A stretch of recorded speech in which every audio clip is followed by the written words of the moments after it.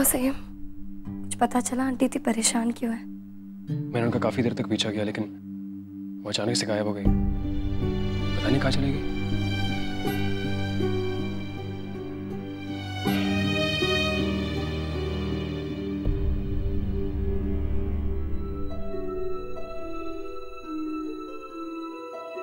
संयम कृष्णा।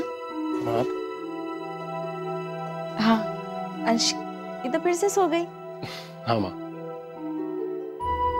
अच्छा, वो हम बाजार गए थे तो वहाँ पे हमें खिलौने की दुकान दिख गई, तो हमने अंशिका के लिए कुछ खिलौने ले लिए और उसने उसको मोजे पहनाए थे, वो भी उसको नहीं आए थे, तो उसके लिए कुछ नए कपड़े भी लिए। जब वो उठेगी ना तो उसे पहना कर दिखाना। और इसके साथ हमें थोड़ी देर खेलना भी है। अरे वैसे संयम,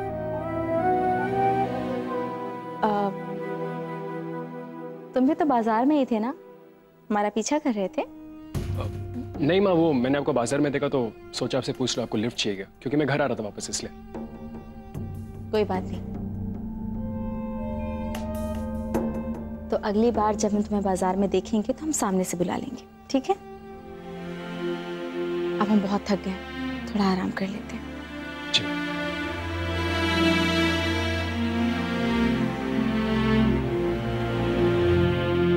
देखा, कोई टेंशन लेने की बात ही नहीं है, वो ठीक है।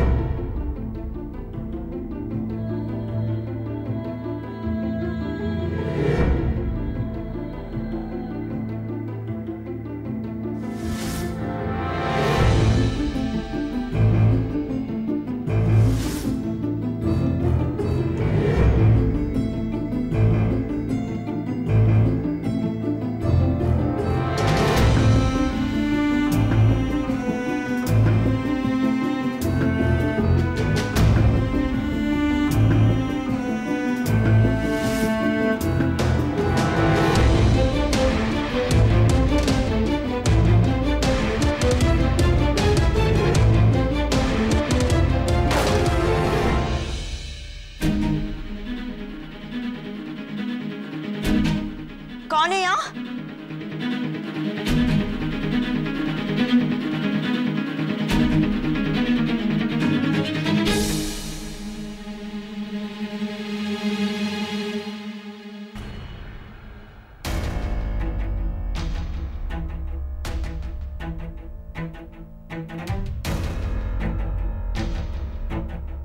शायद हवा से गिर गया होगा।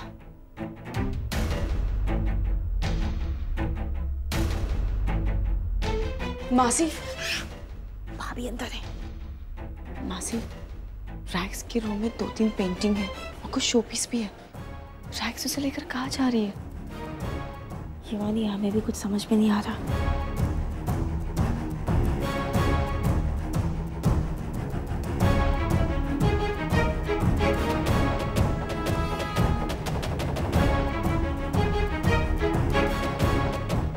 युवानी, हमें लगता है भाभी ये सब बेचकर पैसों का इंतजाम करना चाहती है। क्या?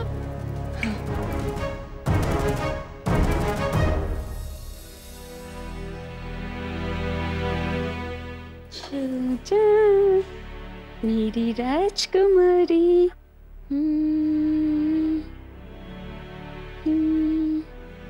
रेखा, गांव में सब ठीक है ना? सास से बात की? हाँ माँ जी, गांव में तो सब ठीक है, लेकिन हमारी सास हमसे बहुत नाराज है, हमसे बात ही नहीं कर रहे हैं। लेकिन हमें पता है जिस दिन वो अपनी पोती का मुंह देखेंगी ना, सारा गुस्सा पिघल जाएगा। वो तो है, दादियाँ होती ही ऐसी। माँ जी देखिए ना, ऐसे ही सोती ही नहीं है, कितने नखरे करती है सोने में। यहाँ हमें इतनी नींद आ रही है, जब तक ये महारानी सोएंगी तब तक तो हमारे जागने का समय हो जाएगा। लाओ इसे मुझे दो। मैंने बहुत बच्चे पाले हैं।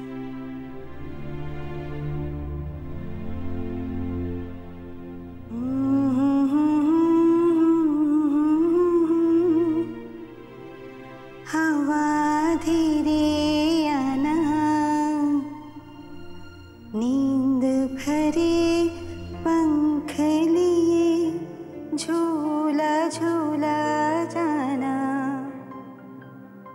रेशम की डोर अगर पैरों को उलझाए,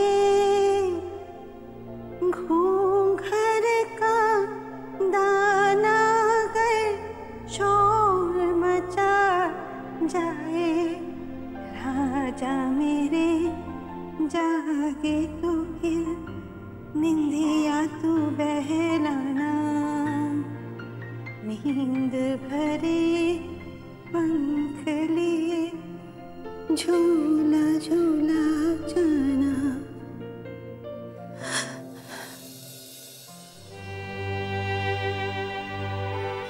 आपकी आवाज कितनी अच्छी है माँ जी, कितनी ममता और कितना दर्द है आपकी आवाज में। वो इसे सुलाते सुलाते मुझे अपना बेटा याद आ गया। देखा इसे लिटाते जाके पालना में, सो गई।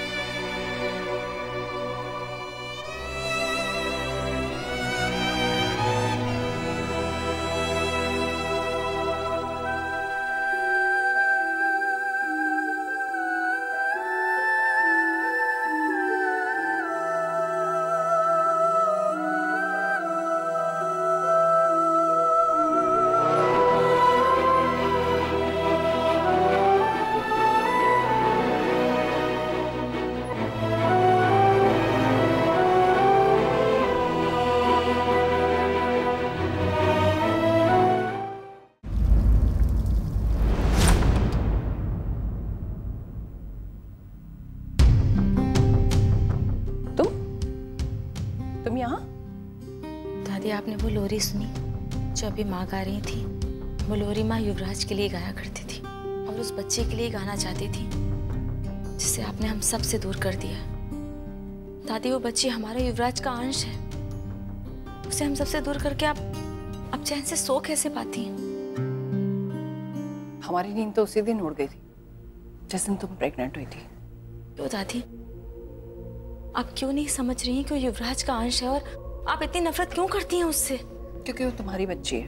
दादी, वो युवराज की भी बच्ची है। नहीं, वो युवराज की बच्ची नहीं है। युवराज की बच्ची नहीं है मतलब?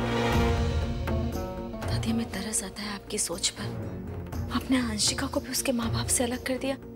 आपको एक बार भी उस बच्चे पे तरस नहीं आया? आपसे हाथ जोड़कर विनती करते हैं दादी, प्लीज बता दीजिए हमारी वो युवराज की बच्ची कहाँ है? वो युवराज की बच्ची नहीं है, सिर्फ तुम्हारी बच्ची है। क्योंकि हम युवराज को बहुत अच्छे से जानते हैं। जब उसे काला घोड़ा पसंद नहीं है तो वो अपना बच्चा कैसे चुन सकता है? दादी, वो पहले की बात थी और आज हमें और बहस नहीं करनी। तुमने हमारे युवराज को तो हमसे छीन लिया था, अब वो अपना फैसला सुनाने यहाँ नहीं आ सकता। इसलिए बेहतर है कि तुम उसके फैसले को मानकर जिंदगी में आगे बढ़ जाओ। नहीं दादी, हम ये फैसला कभी नहीं मानेंगे। तुम्हारी मर्जी। अब जाओ हमारे कमरे से, कहीं और जाकर रो। हम ये जान के रहेंगे कि आपने ऐसा क्यों किया।